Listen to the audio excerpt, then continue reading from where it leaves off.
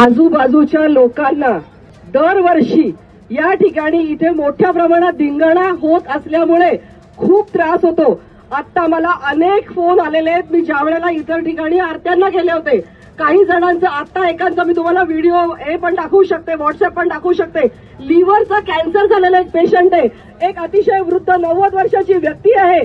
कसा काय आवाज सहन होणार आहे? दरवेळेला इथे दही अंडी होते. तुम्हाला मान्य आहे का सांगा?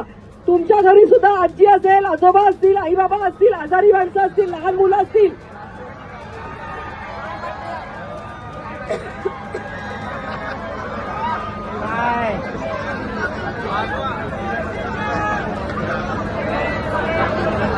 हा कार्यक्रम इथून पुढे जीत ग्राउंडवर होणार नाही.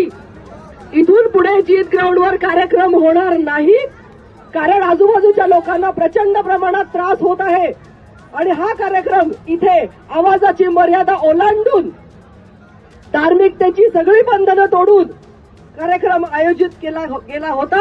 आणि ही आवाजाची मर्यादा न पाळल्यामुळे आम्ही रोज शास्त्रीनगर पोलीस स्टेशनला फोन करतोय, डीसीपी कदम यांना फोन करतोय, पीआय देशपांडे यांना फोन करतोय, सीपी अमितेश कुमार यांना मी मेसेजेस करतेय. आणि तरी कोणत्याही प्रकारची कारवाई या ठिकाणी आवाजाची मर्यादा पाळण्यासंदर्भात झाली नाही. आणि म्हणून नाईलाजानी आम्हाला हा सनदशीर मार्गाने भंग करावा लागला, हा सत्याग्रह करावा लागला. आणि इथून पुढे या ठिकाणी कोणत्याही प्रकारचा असा कार्यक्रम आम्ही होऊ देणार नाही की ज्याच्यामध्ये